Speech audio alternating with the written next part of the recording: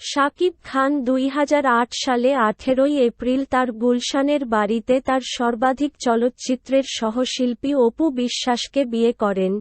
১৭১ বিয়ের বিষয়টি গণমাধ্যমে গোপন রাখা হয়। পরে ২০১৭ সালে একটি বেসরকারি টেলিভিশন চ্যানেলের সাক্ষাৎকারে বিয়ের করার কথা অপু বিশ্বাস জানান। ১৭২ বিয়ের পর ২০১৬ সালের ২৭ সেপ্টেম্বর তাদের একটি ছেলে সন্তানের জন্ম হয়, যার নাম রাখা হয় আবরাম খান জয়। ১৭৩ ২০১৭ সালের ২২ নভেম্বর শাকিব খান তালাকের জন্য আবেদন করেন। ১৭৪ ১৭৫ এবং ২০১৮ সালের ২২ ফেব্রুয়ারি এই দম্পতির তালাক সম্পন্ন হয়। ১৭৭ ১৭৭ খারাপ সময় যাচ্ছে ঢাকাই ছবির চিত্রতারকা শাকিব খানের বিয়ে, বাচ্চা, নতুন প্রেমের গুঞ্জন, গুজব সব মিলিয়ে প্রচণ্ড চাপ যাচ্ছে তার ওপর। অস্বস্তিকর পরিস্থিতি সামলে নিতে এবার গণমাধ্যমের মুখোমুখি হলেন দেশের এই শীর্ষ নায়ক। জবাব দিলেন তাকে নিয়ে চলমান সব গুঞ্জনের। সম্প্রতি এক সংবাদমাধ্যমের মুখোমুখি হলে ঢাকাই ছবির সুপারস্টারের সঙ্গে চিত্রনায়িকা বুবলীর সঙ্গে সম্পর্ক, ছেলে বীরের প্রসঙ্গ আসে। পাশাপাশি পূজা চেরিসহ নানা প্রেমের গুঞ্জন নিয়েও কথা হয়। জবাবে শাকিব খান জানালেন, মির্জাফররূপী কিছু কাছের মানুষেরাই তাদের নিয়ে গুজব রটাচ্ছেন। তিনি দুটো বিয়ে করেছেন, আর সবই গুজব।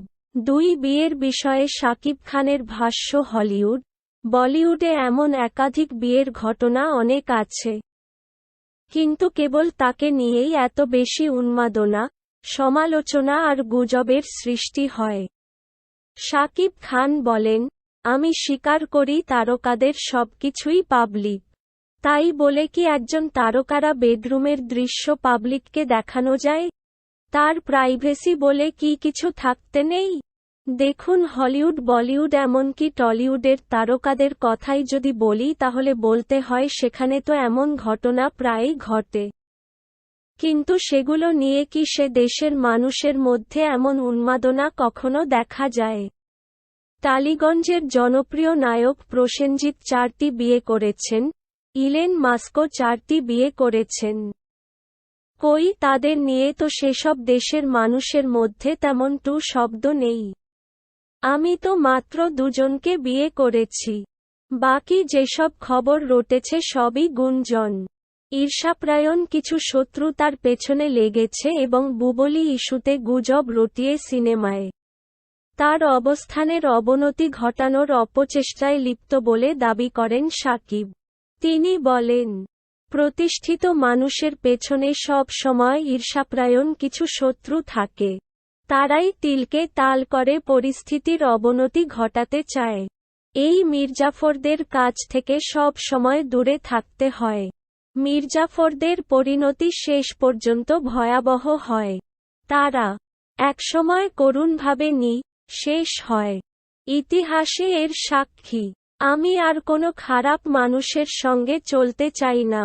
ব্যক্তিগত জীবনে বয়ে চলা ঝড় ঝঞ্ঝা কিভাবে ট্যাকেল দিচ্ছেন এমন প্রশ্নে এই তারকা বলেন, চলচ্চিত্র নায়কের ঊর্ধ্বে আমি কিন্তু একজন মানুষ, আর মানুষ হিসেবে আমারও ব্যক্তিগত একটি জীবন আছে। সেই জীবনে নানা ঘটনা ঘটতেই পারে।